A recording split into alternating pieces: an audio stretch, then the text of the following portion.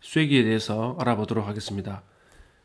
쐐기라 하면 가장 우리가 쉽게 접할 수 있는 예제가 보통 여닫이 문을 고정시키고 살 때 문 밑쪽에다가 그 삼각형의 작은 나무 조각을 끼워 넣는 경우가 보는데요. 그러한 그 삼각형의 나무 조각을 우리가 쐐기라고 부릅니다. 이제 이 그림에서도 쐐기 역할을 볼 수가 있는데요. C와 D가 두 개가 쐐기인데 이 경사진면을 가지고 있는 기구를 넣음으로 해서 P라는 힘을 가하게 되면 미끄러지는 효과에 의해서 A 블록이 이제 들어 올려지게 되는 그런 그 효과를 보게 됩니다. 그래서 작은 힘으로 큰 물체를 움직일 수 있고, 그리고 한번 그 고정을 시키면 스스로 풀리지 않는 자길작용이 있습니다. 그래서 현재 이 예제를 가지고 한번 쐐기에 대해서 해석을 해보도록 하겠습니다. 먼저 A 블록에 대해서 자유물체들을 한번 그려볼 텐데요. 보시다시피 A 물체는 B 벽에 기대어져 있고, 그리고 C 쐐기와 서로 이렇게 접촉을 하고 있어서 미끄러지고 있습니다.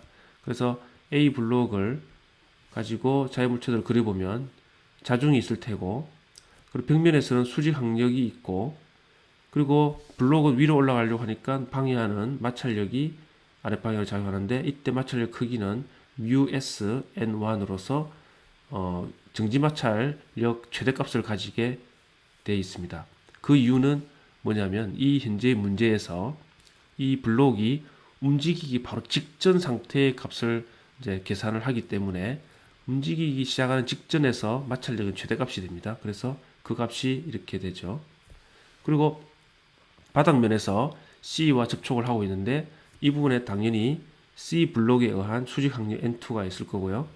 이때 마찰력이 당연히 작용을 하는데 이 마찰력이 지금 이 방향으로는 블록이 움직이지가 않게끔 되어 있는데 마찰력 정하기가 좀 애매하게 볼 수가 있죠. 그렇다면 그때 방향을 정하기가 어렵다면 먼저 그 C 쐐기를 한번 먼저 그려보도록 하겠습니다. 그러면 C 쐐기를 그리면 그 C 쐐기는 P라는 힘 때문에 오른쪽으로 움직이려고 하겠죠. 그래서 A 나무 블록이 가는 수직 항력 N2가 있고요. C 쐐기가 오른쪽으로 움직이려는 걸 방해하는 방향으로 마찰력 F2가 이렇게 나타나게 됩니다. 그런데 이 두 개의 표면은 서로 맞닿아 있고, 그래서 서로 작용 반작용을 주고받게 되겠죠. 따라서 N2, N2가 지금 이렇게 되어 있는 것처럼 이쪽에서는 F2가 이것의 반대 방향인 오른쪽으로 표시될 수밖에 없습니다. 그래야 이 두 개를 다시 조립을 했을 때 이 내력이 사라지게 되고요. 그래서 결론적으로 A 블록은 이 C의 접촉면에서는 이 마찰력에 의해서 안쪽으로 밀어지는 효과가 이제 나타난다 볼 수가 있죠. 그리고 C 쐐기는 외력과 함께 바닥면에서는 또 다른 쐐기 D의 수직 항력과 N3와 그리고 그 움직임을 방해하는 마찰력 F3가 이렇게 기울어져서 작용을 할 것입니다. 그러면 이 두 개의 프리바디 다이어그램으로부터 우리는 모든 걸 다 구할 수 있는데요. 왜냐하면 현재 여기서 모르는 미지수는 N1이죠. 그리고 여기서 모르는 미지수는 N2밖에 없습니다. 그러면 미지수가 두 개가 모르니까 평행 방정식으로 이 문제를 풀 수가 있고요. 그래서 이 두 개의 식을 X방향 성분과 Y방향 성분을 이렇게 각각 나눌 수가 있는데 적용을 해서 연립 방정식을 풀면 이렇게 나타나는 것을 알 수 있습니다. 정리를 해보시면 이렇게 나올 수가 있습니다. 그리고 이 그 쐐기의 자유물체도 S는 N2, F2는 이미 알고 있기 때문에 N3만 구하면 됩니다. 미지수는 N3밖에 없죠. 그래서 N3를 구하기 위해서는 식이 둘 중에 하나만 써도 되는데요. 우리가 이때 그 Y 방향으로 평형식만 한번 생각을 해보면요. 그러면 Y 방향으로는 마이너스 N2 그리고 이 N3가 기울어져 있으니까 세타만큼 N3에 이제 코사인 세타 하면 Y 방향이 되고, 그리고 이 마찰력도 기울어져 있으니까 대신 성분이 마이너스가 되죠. 이게 불력이 마이너스가 이렇게 되니까. 그래서 마이너스 해서 이렇게 되죠. 그래서 여기서 N3를 묶어내고 정리를 하면 고로 이런 방식으로 이제 계산이 다 완료가 됩니다. 그래서 예제를 하나 보면은 현재 그 쐐기를 받치고 400N의 힘으로 이제 어떤 B 블록을 누르고 있는데요. 정지 마찰 개수 μ에서 0.3으로 되어 있습니다. 정지 마찰 개수로부터 우리는 마찰각을 계산할 수 있죠. 즉 탄젠트 인버스를 하면 마찰각이 나오는데 계산해 보면 19.3도가 나옵니다. 첫 번째는 블록 B가 올라갈 때입니다. 그러니까 P를 이렇게 가하면 블록 위로 올라가겠죠. 올라가게 되면 이 접촉 부분에서 마찰력이 있기 때문에 P로 밀면 A 블록 안으로 들어가고, 그러면 B 블록도 마찰에 의해서 이쪽 방향으로 살짝 움직이게 됩니다. 그리고 이쪽은 떨어지게 되겠죠. 그래서 P를 밀어서 블록 B를 위로 올릴 때는요, 어디가 접촉을 하느냐면 이쪽이 지금 마찰이 생기고, 당연히 여기는 마찰이 생기죠. 두 개가 접촉하고 있으니까. 자, 반대로 블록 B가 내려가는 상황을, 즉 이걸 빼가지고 블록 B가 내려가는 상황을 생각해 보면, 블록 B가 이번에 내려갈 때는 이걸 빼기 때문에 B 블록이 이쪽 벽면에 붙습니다. 그래서 이쪽은 떨어지고요. 그래서 이쪽에 이제 그 마찰력이 생기고, 여기 또 똑같은 이 자리에 마찰력이 생기고, 그래서 이 블록은 오르락 내리락 그릴 때마다 그 마찰력이 생기는 부위가 이제 달라지는 거죠. 그래서 블록 B가 올라갈 때와 내려갈 때 프리바디 다이어그램을 각각 이제 그려보겠습니다. 일단 올라갈 때는 이게 빨간 점으로 표시되어 있는 점에서 마찰력이 이제 발생하니까 일단 400N이 외력이 작용하고, 그리고 이쪽 벽면에서는 이게 이제 올라가니까 마찰력은 아래로 작용하고 수직 항력이 이렇게 있으니까 이걸 두 개 합성하면 이렇게 나타나죠, R이. 그래서 R2가 이렇게 19.3도를 가지고 이렇게 아래로 나타나고 있습니다. 그리고 여기에 원래부터 8도만큼 기울어져 있죠, 경사면이. 그래서 이 수직선에서 8도를 일단 기울어진 상태에서 마찰각 19.3도를 더한 방향으로 이렇게 R1이 생깁니다. 이 방향으로 생기는 이유는 이 P에 의해서 안쪽으로 들어가면 P면에서 이 P면에서 마찰력이 이 방향으로 발생을 하죠. 그러니까 B의 입장에서는 마찰력이 이 방향으로 발생하는 겁니다. 그래서 수직 항력이 이렇게 있고, 그리고 마찰력이 이렇게 있으니까 이 두 개를 합성하면 이런 방향이 되니까 여기에 이 방향으로 지금 나타난 것을 볼 수가 있습니다. 그리고 쐐기 A에 대해서는 P가 있고, 그리고 이것에 딱 정반대 방향으로 R1이 이렇게 있고요. 그리고 바닥에서도 수직 항력과 이 물체가 안으로 들어가니까 마찰력이 이렇게 생기니까요. 이 두 개를 합성을 하면 이렇게 나타나죠. 그래서 이렇게 R3가 나타났습니다. 그래서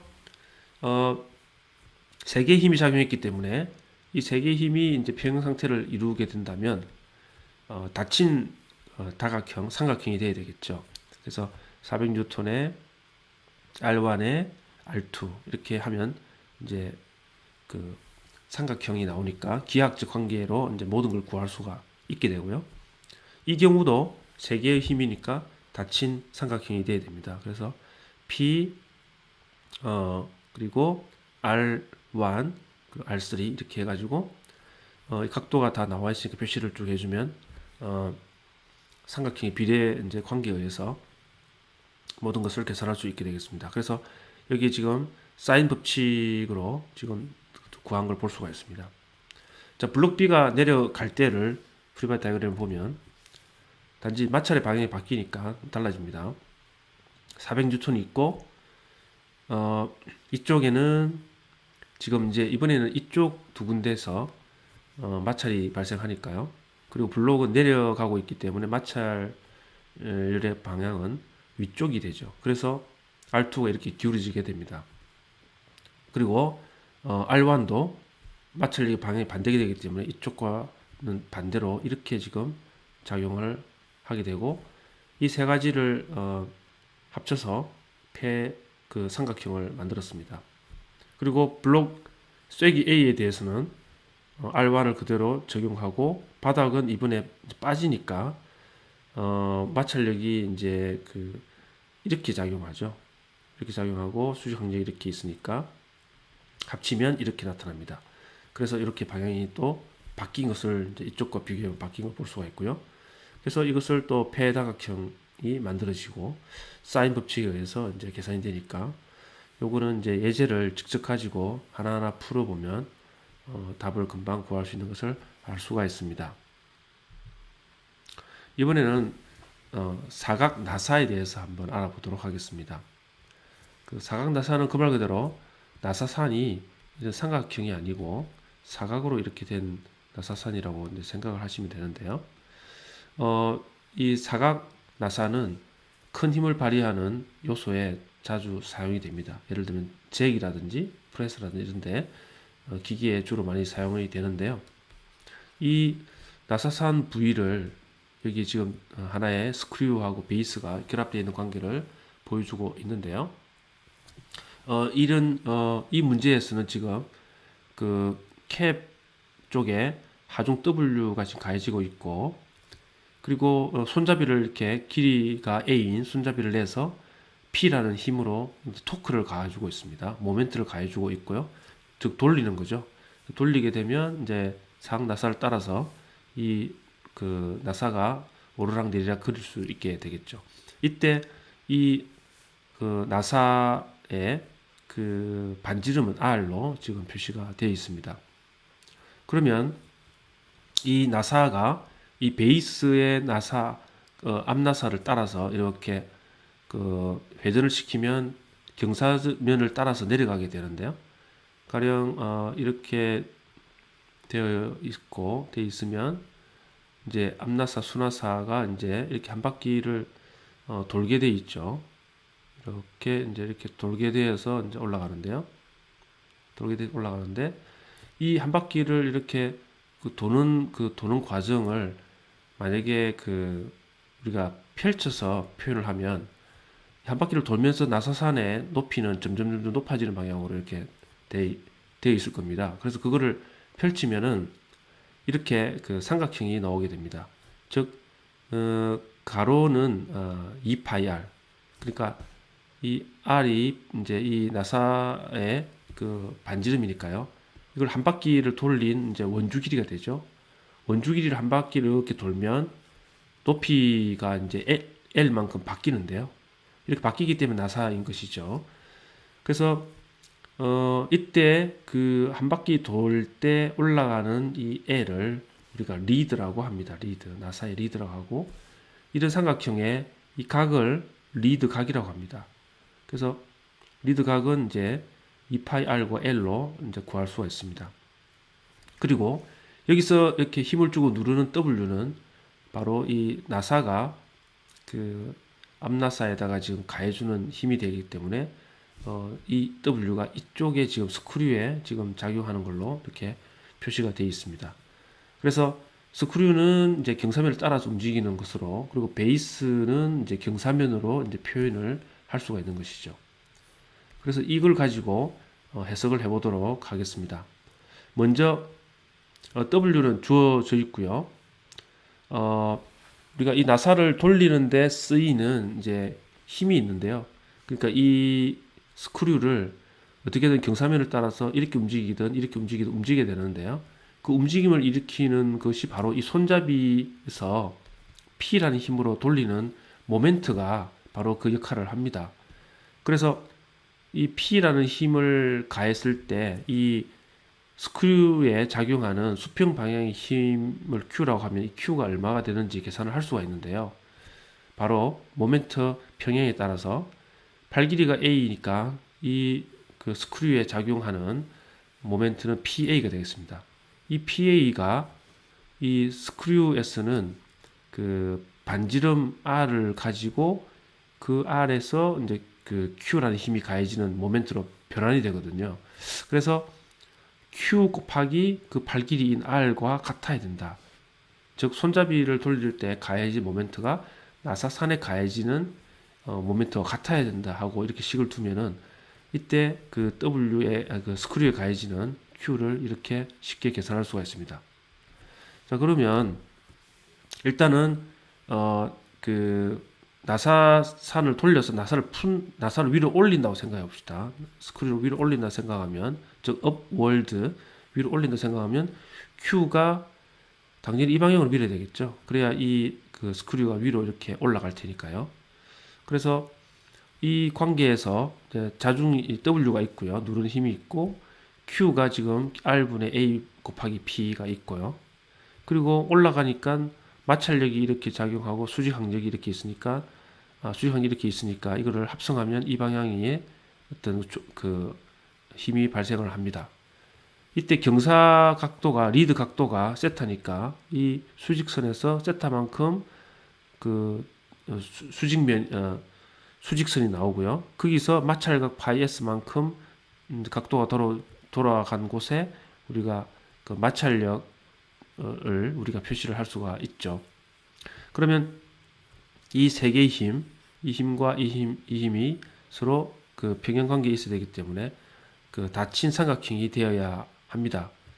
그래서 이렇게 되고, 이때 이 각은 세타와 파이 S가 합쳐진 각이고, 이 관계식에서 우리가 기하학적 관계에서 문제를 풀 수가 있습니다. 그리고 이번에는 이제 그 나사를 푸는 경우를 한번 생각해 보겠습니다. 푼다는 것은 거꾸로 돌리는 거고요.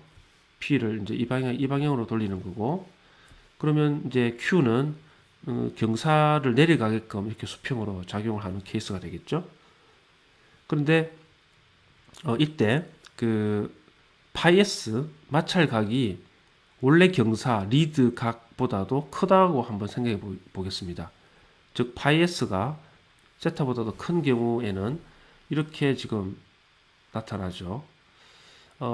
그러면 이 세 개를 이루는 그 폐 삼각형을 그리면 우리가 Q를 그 구할 수가 있고요. 이때 Q는 이제 결과적으로 아래쪽으로 밀어내는 힘으로 나타나게 됩니다. 그런데 만약에 파이 S보다도 세타가 그 크다면, 그래서 지금 파이 S가 여기 그림에 있는 것처럼 파이 S의 각은 이 각이고, 원래 경사 리드 각이 세타일 때 파이 S가 훨씬 작죠. 파이 S가 훨씬 작으면 이 R이 이제 이런 방향으로 작용하기 때문에 이때는 평형을 맞추기 위해서 Q가 오히려 밑에서 이렇게 밀어 올려져야 되는 상황이 발생합니다. 왜 그런다면 이 세 개를 그 삼각형을 그리다 보면 Q가 어쩔 수 없이 이렇게 될 수밖에 없는 상황이 된 거죠. 그러면 이 상황은 어떻게 해석하느냐면은 Q는 어찌 보면은 이 그 스크류가 내려가려는 것을 못 내려가게 막으려는 힘이라고 생각할 수가 있습니다. 그러니까 한마디로 말하면 이 케이스에서는 Q가 사라지면 이 스크류가 그냥 자동적으로 아래로 내려갑니다. 즉 저절로 풀려버린다는 거죠. 가끔 설계를 그 잘못된 어떤 나사를 보면은 쉽게 풀리는 경우가 있는데요. 이제 그런 것들이 이제 이런 마찰각이나 경사각의 관계를 잘 조절을 못해서 그렇게 생기는 경우가 있습니다. 그래서 저절로 풀리는 케이스와 풀려면은 스스로 추가로 힘을 가해야 되는 상황, 그 두 가지 상황이 서로 지금 비교되는 것을 이제 볼 수가 있습니다. 예제를 하나 보도록 하겠습니다. 이제 클램프로 나무 블록 두 개를 이제 쪼고 있는 모습이고, 이 클램프의 그 클램프의 직경은 10mm입니다. 그리고 이것이 두 줄 사각 나사입니다. 두 줄 사각 나사. 두 줄 사각 나사라는 것은 통상적으로 나사는 이렇게 감겨 올라가면 한 줄 나사로 해서 여기와 여기 사이를 이제 우리가 피치라고 합니다.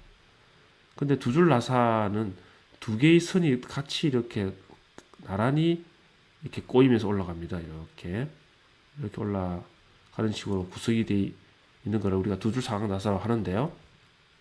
그럼에도 불구하고 피치는 그 보기에는 이게 이렇게 나옵니다. 이렇게 나오기 때문에 그 피치는 이 두 개의 사이를 우리가 무조건 피치라고 하거든요. 근데 두 줄 나사는 한 바퀴 돌면 두 칸이 올라갑니다. 그래서 여기 지금 그림이 나와 있는 것처럼 그 원주 길이 파이 d가 밑에가 되고, 그리고 이제 리드는 두 줄 나사이기 때문에 이 피치의 두 배만큼 올라갑니다. 한 바퀴를 돌면. 그래서 2p라고 이렇게 표현을 했습니다. 그래서 이때 리드 각 세타는 파이 d분의 2p에 탄젠트 인버스를 하면 7.3도가 나옵니다. 그리고 정지 마찰 개수가 μs가 0.3이기 때문에 마찰 각 파이 s는 16.7도가 이렇게 나오는 걸 알 수 있고요. 파이 s가 세타보다도 훨씬 크기 때문에 이것은 이제 저절로 풀리지 않는 그런 자결작용이 있는 클램프라는 것을 우리가 알 수가 있습니다. 자, 그러면 우리가 그 손잡이에 힘을 가해서 지금 이 블록을 서로 결합시키고 있는데요. 그때 가해주는 토크를 우리가 40Nm라고 하겠습니다. 그러면 토크가 40Nm가 가해지면 스크류에 가해지는 수평력 Q는 얼마가 되느냐 하면 그 Q 곱하기 이 지름의 반인 반지름 곱해준 그 값이 바로 토크가 되기 때문에 계산을 해보면 D가 10mm니까요. 바로 8kN이 나오는 것을 우리가 알 수가 있습니다. 그래서 그 클램프를 쪼을 때라는 것은 이제 Q를 스크류를 밀어 올리는 방향으로 지금 작용시켜 가지고 이제 쪼우는 것인데요. 이렇게 잴 때 그때 이제 발생하는 W가 얼마인지를 계산을 해보면요. 그러면 현재 바닥면 S는 이 블록 스크류가 위로 올라가기 때문에 마찰력이 이렇게 작용하고 수직항력이 있어서 합력은 이렇게 나타나고, 각도는 원래 경사각 7.3도에 마찰각 16.7도를 더한 만큼 이렇게 기울어져서 나타나고, 이 세 가지 힘을 가지고 우리가 그 폐 삼각형을 그리면 W에 R이 이렇게 있으니까 자동적으로 Q는 이렇게 될 수밖에 없고요. 그래서 삼각형의 법칙에 의해서 이 각도는 24도이기 때문에 W는 바로 직각삼각형에 의해서 나오게 됩니다. 이렇게 해서 17.97kN이라는 이제 힘이 작용하는 것을 알 수가 있습니다. 자, 그럼 이 클램프를 푸는 데 드는 토크는 얼마인지 한번 계산해 보도록 하겠습니다. 풀 때는 이 스크류를 이제 반대 방향에서 Q가 밀어줘야 되죠. 그래야 이제 내려가면서 풀리는데요. 이때 W는 17.97kN이 이제 유지된 상태에서 이제 풀려고 합니다. 그럼 풀면 이 스크류는 내려가기 때문에 마찰력은 이번에는 이렇게 작용하고 수직항력이 이렇게 작용하고 해서 합치면 이제 이런 각도로 기울어지게 됩니다. 그러니까 16.7도인데 경사각이 이제 7.3도가 있게 되었어요. 요 사이의 각은 16.7도에서 7.3도를 뺀 만큼의 이제 각도가 있는 것이죠. 그래서 이 세 가지를 조합을 해서 폐 삼각형을 그리면 W 그리고 Q가 이렇게 있고 R이 이렇게 있고, 이때 각도는 9.4도가 되고요. 그러면 이 Q를 이제 계산을 할 수가 있는데요. 이게 직각삼각형이니까 Q는 이렇게 해서 계산하면 2.975kN이 나옵니다. 그러면 나사산에서 작용하는 Q가 이렇게니까 이것에 나사산의 반지름 R을, 즉 2분의 D죠. 2분의 D를 곱해주면 토크가 되죠. 그래서 Q에다 2분의 D를 곱했더니 14.87Nm라는 토크가 나왔습니다.